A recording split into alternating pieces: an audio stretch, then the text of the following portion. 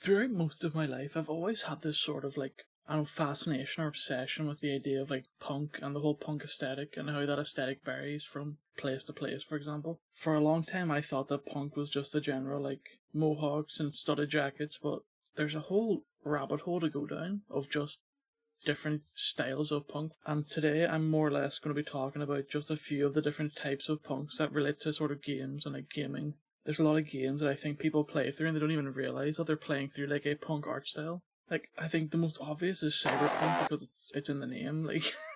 But there's a whole laundry list of games that follow these types of art styles. I've made a little list here of different styles of punk that I'm going to be going through today, and we have Deco Punk, NanoPunk, SteamPunk, DieselPunk, ClockPunk, Biopunk, AtomPunk, NowPunk, Goth Punk, and SteelPunk.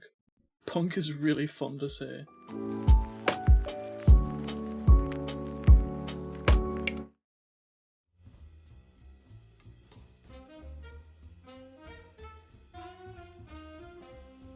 The best example of Deco Punk would have to be BioShock 1 and 2 specifically. BioShock Infinite goes off into SteamPunk territory, but I'll get to that.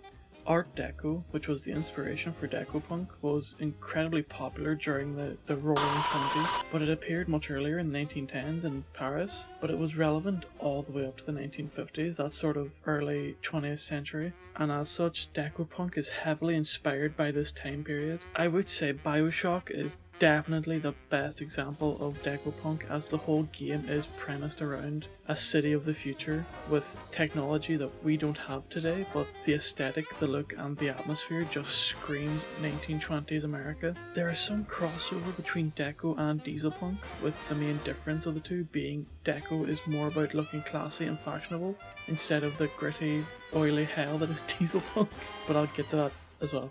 Deco Punk setting is essentially what would our buildings look like if cultural evolution stopped outright at the height of the Roaring '20s, before the whole little tiny market crash thing that happened in 1929. Retrofuturism, that's the word I'm looking for. 8 out of 10. I don't know why I'm rating them. Introducing Neuralink. NanoPunk shares a lot in common with similar aesthetics like Biopunk and Cyberpunk. Its main focus, unlike Cyberpunk, is the joining of humans with nanotechnology rather than cybernetic enhancements. It's pretty damn bleak, honestly, focusing more on how the nanotechnology can be used to control humanity and essentially shackle people within their own bodies. Pretty sad. 6 out of 10. You ain't heard? I'm SteamPunk now. Yeah, I don't know what that is, man. SteamPunk is a personal favourite of mine. Once again, it's a form of alternate reality or retrofuturism in which humanity settled on steam-powered machinery instead of what we use now. If you incorporate some Victorian visuals, and then that's it, you have steampunk essentially. There's lots of gears and cogs and funny hats. My favourite game based on the steampunk aesthetic would have to be Guns of Icarus, which is what I'm playing in the background right now. It's quite an old game that I haven't touched in quite a while, but it was great when it was in its prime. It felt like a pirate naval combat game, with the twist being that you're flying through the air. Dishonored is sort of steampunk. There's a whole major element of the game about killing whales for oil, which turns the otherwise beautiful cities into these steel monstrosities full of automated guard towers that gun down just about anyone who isn't doing what the law says. It's a sort of steampunk transitioning to dieselpunk aesthetic, which is done really well. There's also a really weird connection with sea creatures. I don't know what that's about. Hell, a game I've been playing more recently is Killing Floor 2, which is also weirdly steampunk, and I didn't even realise it. Certain maps are just outright a steampunk author's wet dream. Overall, it's 9 out of 10. I'm biased, I don't care.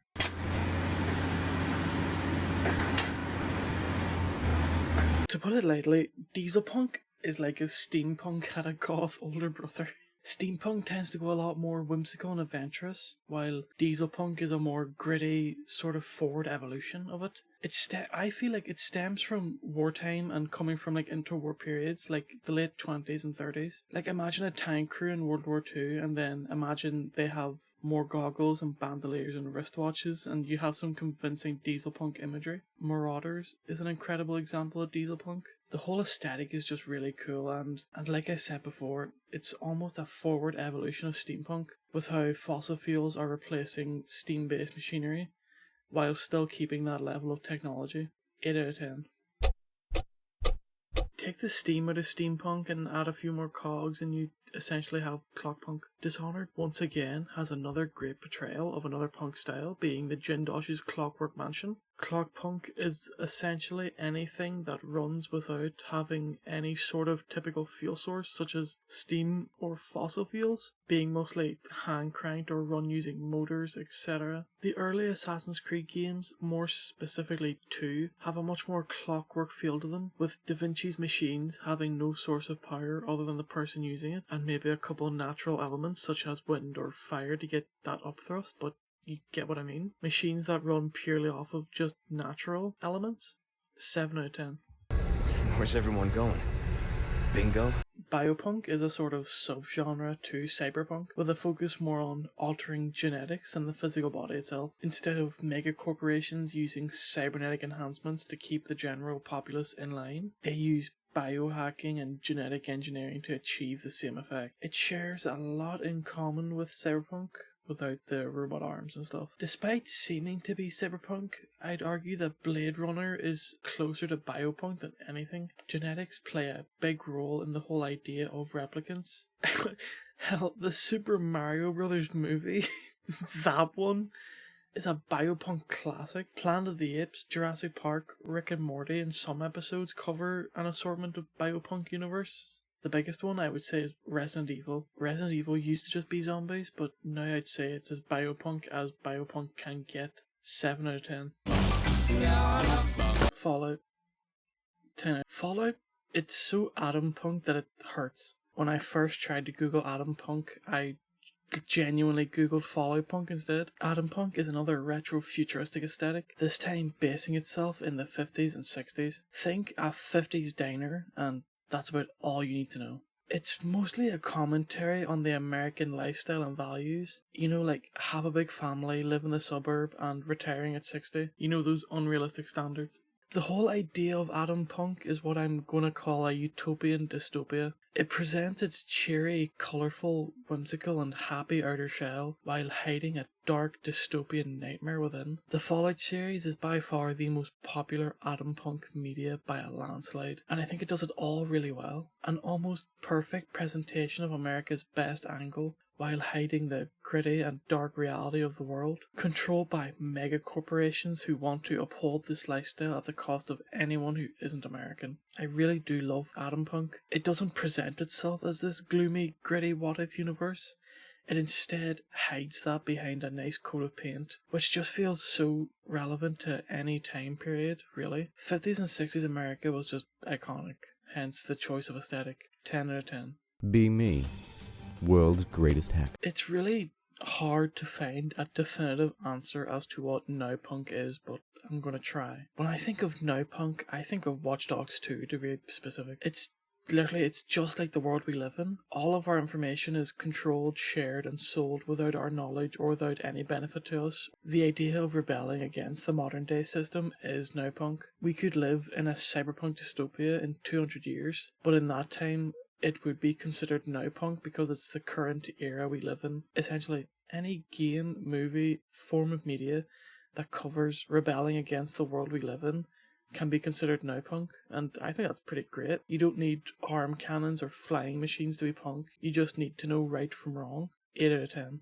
Something about this feels very deeply wrong. Okay, this one is much easier to define. Goth Punk is pretty much just the goth aesthetic. It's most closely related with punk rock. And if you haven't heard of punk rock, then educate yourself because it's fire as shit. It focuses on the more typical rebellious symbols you'd see today. Spiky dyed hair, the platform boots, straps and zippers, studs, anarchy symbols, etc. It has Japanese origins, which I find surprising, as I'd always associated this style with British counterculture of the 60s and the 70s. So apparently I got it wrong. The goth movement began in the late 70s in England, and it made its way to Japan by the end of the decade. In Japan, it merged with the visual elements of punk to create a new style called Visual Kei, I think it's pronounced. But when I look it up, apparently Visual Kei is a band, so I'm not quite sure how reputable this really is. I would really recommend going through the whole origins of goth style punk. It's got a very interesting story. It's a good read. 7 out of 10.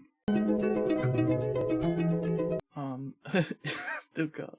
Do you remember the movie Bright? It stars Will Smith and there's an orc police officer and he says, "Fairy lives don't matter today."